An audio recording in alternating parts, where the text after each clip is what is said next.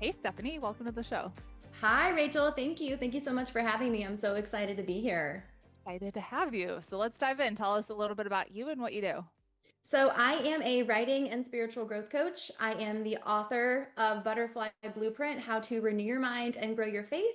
And I also am the founder of Butterfly Beginnings Coaching, LLC, where I help many anxious writers turn into beautiful, wonderful authors. And I use the metaphor of a butterfly. So I call them anxious caterpillar writers turning into beautiful butterfly authors.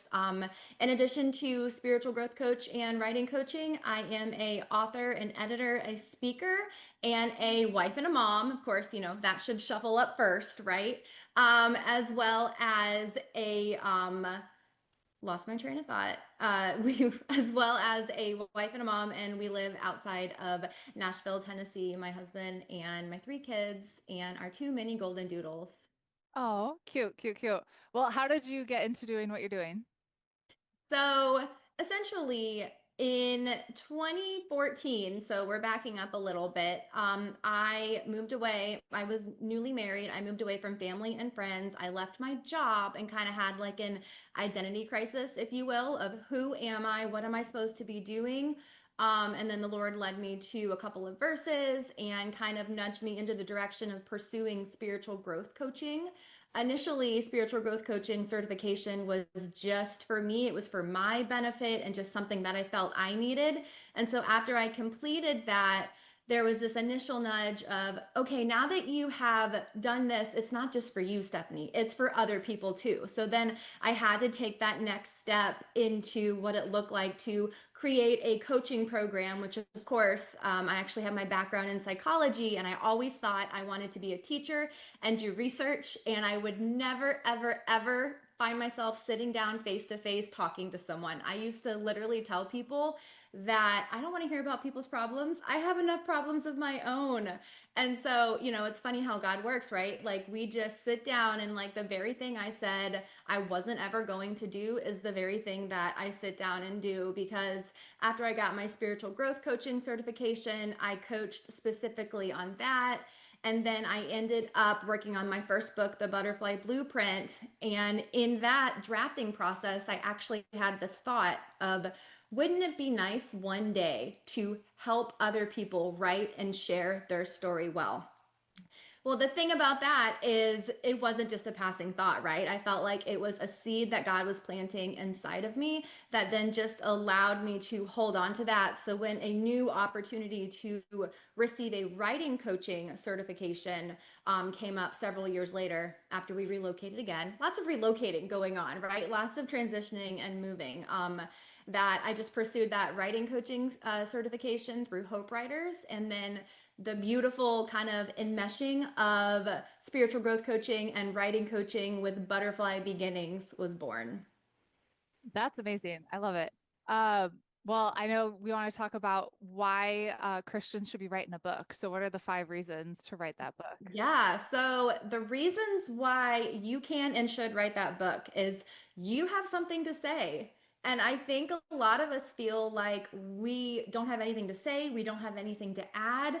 But I want to just emphasize that you have personal experiences, personal insights, personal understanding that go beyond what other people do. And so if you are feeling that call or that nudge to write and share your story, then that means you have something to say. Because number two, your book is going to fulfill a need. Now, I know there are several books on a particular topic in the market. The one that comes to mind would be identity, for example. So, lots of books circling around our identity in Christ. But there's a unique perspective that each one takes that allows the book to fulfill a need in the marketplace. And then the reason number three is that you are just the person to write it. Again, you have those unique experiences, that understanding, that story, the way the Holy Spirit guides you and speaks to you is going to be different than other authors in your area. And so it's highlighting the importance of sharing your message and sharing your story with clarity, consistency, and confidence. And on the business standpoint, number four, it's really focused on having this idea of increased visibility and increase credibility. So we know that when we go for speaking engagements, for example, that helps us to have kind of a book in hand, especially if we're speaking on a topic related to what our book is. So it's just going to enhance your credibility, enhance your visibility.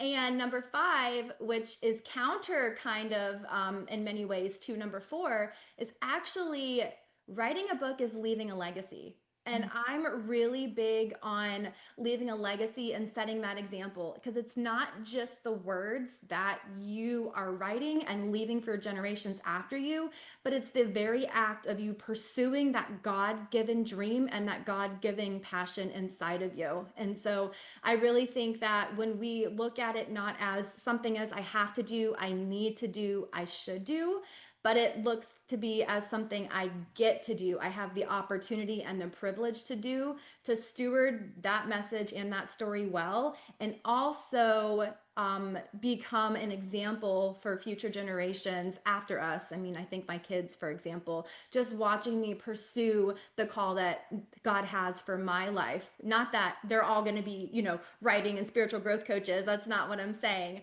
But it's really related to this idea of when you watch someone pursue their God given passion, calling, dream, and talent, then that excitement and that pursuit and perseverance tends to rub off on you. And that, above all else, is what I hope for my kids. So I know I went off tangent there just a little bit, but really just realizing the message that you're sharing and the book that you were called to write, it's not about you at all. It is something so much greater, so much bigger, and it is something that God wants to do not only in you as you write the book, but also through you.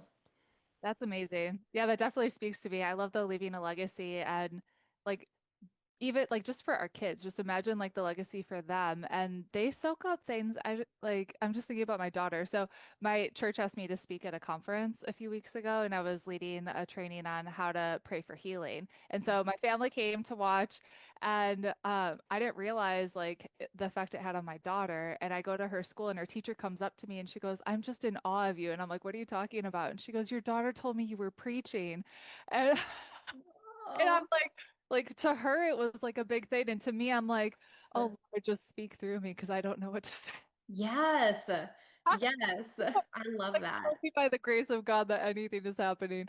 But it really does like they pick up on stuff, and they're like, mommy's doing the thing that God's asking her to do and being obedient and walking through that. Yeah. Instead of being like, no, I'm too afraid or I don't know what to say or all the excuses that we can come up with, like they really do see it. Yeah. Let's talk about excuses or things that are like coming in the way of like writing the book. So when someone has the book they want to write, but maybe what do you see people do like out of fear to prevent them from actually starting? I mean, they do everything, right? I feel like it could be as simple as I don't know what to write about. I'm too old to write this book. I'm too young to write this book. Someone else can write it so much better. I mean, I have heard a large variety of excuses because that's really what they are, but a large variety of excuses. And I've also implemented a large variety of excuses myself, right? And it's this idea of, I don't know what to say, or who am I? That's kind of how my imposter syndrome speaks to me. Who am I to be writing this? Who am I to be sharing this? And kind of this inferiority of I don't have the place, I don't have the space, and I don't have the right to write this particular story or write this message. And that is actually, it could not be further from the truth. But I find a lot of it practically, it shows up as I just don't have the time to do it right now. It's just a really busy season. Life is really full, and I just don't have the time that I need in order to carve out to work on this well. And interestingly enough, it's often framed as if I want to do it, I want to do it right. And so I want to make sure that I have, hours a day or something really, really grand and beautiful that they have in their mind that they need in order to start to work on that book and write those words that God has called them to write. But in reality, that's not what he's asking, right? He's asking for us to just start right where we are with what we have and just allow those negative thoughts, those thoughts of who am I to be writing this, or I should, this is selfish of me. I also hear that a lot. Writing is a selfish thing. And in reality, and how I kind of retrain my mind with that is writing is the most selfless thing you can do because it pours into you spiritually, it pours into you creatively. And when you pour, are being poured into spiritually and creatively, you pour out onto others. And so it really becomes an act of service and less about kind of serving ourselves. But when we are able to take all of those negative thoughts and reframe them and remold them and shape them into the fuel that we need of, okay, you said I'm not going to be able to do this, like I'm going to do it now just because maybe no one else is like that, but I'm like, if you tell me that I can't do something or I should not do something, probably going to try to prove you wrong. I mean, I'm just saying, and probably think that it's important to kind of take that feeling of resistance that we're experiencing and reframing it as, if I'm feeling like I should not be doing this, or this is hard, or I'm starting to push myself uphill, then that is an indication of the potential kingdom impact that this project has on the other side. That's how I kind of reframe opposition and resistance, and that's how I coach my authors to reframe it as well. Yeah, because imagine if the book is has the potential to make a real impact for the kingdom, of course you're going to face spiritual warfare Yes. to get that out, and the enemy is going to come at you and place like doubt, negativity, all these things in your mind to try to get you not to actually do the thing. Yes. Yeah. Yeah, absolutely. And I think that's what the importance of having someone in your corner, whether it's a coach or another writing partner or just another pillar of support to tell you, I know, because we all have this as authors and writers, we know this. I know that you're looking at your work in progress right now and you feel like it's terrible and you want to start over, but you're more than halfway through. Like, let's just push through to get to the other side. That's not the voice of the Holy Spirit telling you, nope, you're no done, like you're done. That's the voice of resistance and opposition talking to try to throw you off course and get you distracted and get you discouraged. And so it really is learning this technique of reframing all of these negative thoughts. And for some reason, I want to like shape them into a ball, but reframing all of these negative thoughts into a ball, but then using it as like ammunition and fuel to throw the ball back in Satan's face. Right? No, that's Yeah. why should Christian entrepreneurs be journaling every day? Yeah, so I actually was thinking about this. Well, I was thinking about this when I was sharing with you earlier, but I also was thinking about this earlier this morning in my own journaling time. And I feel like us Christian entrepreneurs, we have a tendency to maybe compartmentalize our faith, where it's kind of, I have a business mindset and a business go to, and then, okay, I have my spiritual growth. I'm going to have my Bible study and my quiet time. And maybe that means we have like 5 different notebooks for things. Maybe we have a notebook for Sunday sermon notes, and we have a notebook for prayer journaling, and we have a notebook for Bible study, and we have a notebook for work ideas and all of the things. But really, the type of journaling that I'm talking about that I firmly believe that us as Christian entrepreneurs should be doing is called this idea of morning pages. If anyone's familiar with Morning Pages by Julia Cameron, it's this idea of just free writing, whatever comes to mind, longhand, first thing in the morning. The standard is 3 pages of just brain dumping, like whatever comes to mind, getting it out on paper. And I find that is so helpful because once you kind of unravel the emotions that you're feeling, and I mean, for us, the past week or 2 weeks, emotions have been really, really heavy.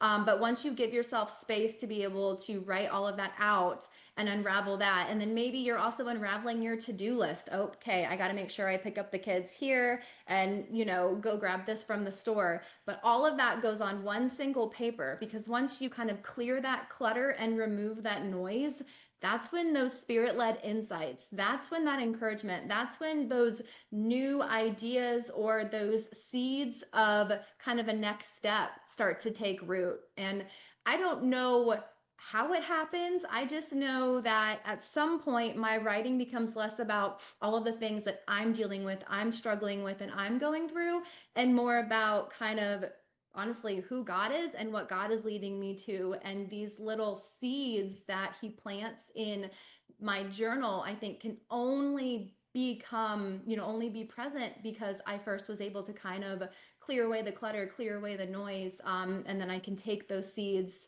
and then transplant them right into a proper document or a proper form.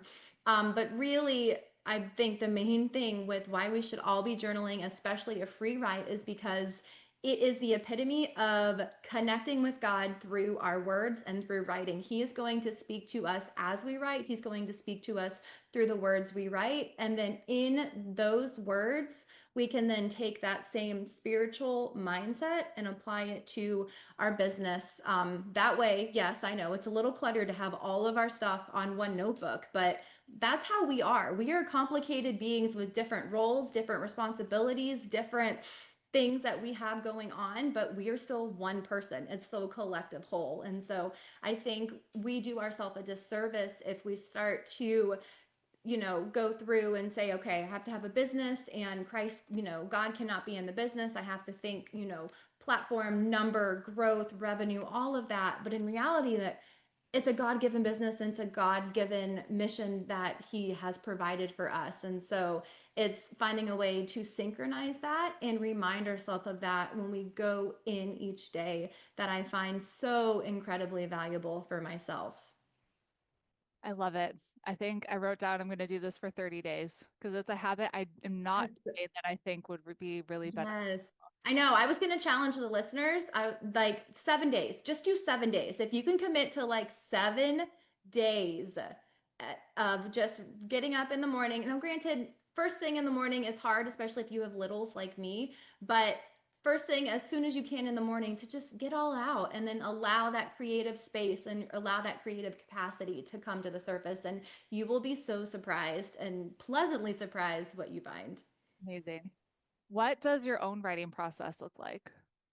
So, beyond the morning pages journaling that I mentioned daily, I have accountability set in place. So I make sure on my calendar I have times scheduled out for my writing. And it's not just for me, I also host writing accountability groups on Zoom. So now it's not just me saying, oh, I'm going to show up to write, but now it's other people who are depending on me and me opening up Zoom to be able to write as well. And so the writing really looks like offering that support and encouragement and accountability, especially that accountability in those spaces. And in the particular project that I'm working on, that feels so outside of my comfort zone, so outside of my wheelhouse, I have needed that commitment and I have needed that time and space that I already set aside because I'm like, ugh, I guess I have to write. I guess I have to work on the book that I'm supposed to write, which I know sounds weird when you're supposed to be excited about what you're writing and what God has asked you to write, but it's a very real thing to be afraid. Yeah. It's a very real thing to be fearful of what God is asking you to do and what he's asking you to write. And if we start to get in our head too much, I think that's when we just don't do anything at all. So if we can carve out that time and set that time and space out, I think that that really, really helps. And then I also am not a fan of rigid outlines. Sorry. I'm not a fan of rigid outlines. I think that they actually inhibit and hinder our creativity and the ability for kind of God to lead our writing and our words. And instead, I kind of have these loose parameters, if you will, that I work through the transformation tale, kind of the hero's journey type mindset. So, where you are in the beginning, the steps that you take, and then where you are at the end, and kind of just go through these looser kind of outlines versus a tight, rigid bullet point Roman numeral outline that I see way too many people get stuck in. And then they have a thought or an idea and they don't write it down because it doesn't match it. But who knows what that thought or that idea could have fully developed into. Hmm. I like the accountability groups on Zoom. It's kind of like having like a workout buddy where it's like, I'm not going to cancel my workout buddy. So I have to work out today, even though I don't feel like it. It's like the same thing with writing of like, oh, I don't want to write today, but I have all these people that are waiting for me. So I actually have to show up and do it. Yes, exactly. I mean, there's a lot of times where I'm like, I don't feel like showing up today, but it's Thursday and I have to, you know? Yeah. Yeah. And but then you have this idea of borrowed momentum where once you start writing and the groups that I run, we look at the like what we're going to share, what we're working on, and we share like how our writing time went towards the end, but it's less about how many words we got or kind of that outpour or that out number, but looking at how did we feel when we were writing, like what was the flow like, what was the creativity like, because I am a firm believer that when you define success as numbers or money or things like that, that you're going to be disappointed and discouraged every single time. But when you define success as being obedient to the call that God has for you, then that's when you're going to be able to see that and feel that as your success is not determined by your outcome, but your success is determined by your obedience. I feel like I'm preaching today, Rachel. Sorry. Ed, no, preach, preach, please do it. Um, so God has called you to write books that you didn't feel comfortable or confident writing about, like topics that you were like, you had imposter syndrome and you're like, Mm-hmm. why to write this? But God's like, no, this is the book I want you to write. Yeah. I think a lot of people get that and then they don't do anything with it because they feel uncomfortable or it's kind of like Moses where Yes. God's, Yes. hey, go speak to my people. And he's like, I don't have eloquent speech. I can't do it. I It's like, know. no, go do the thing. What words of wisdom would you give to our audience? But that nudge doesn't go away, friends. It doesn't.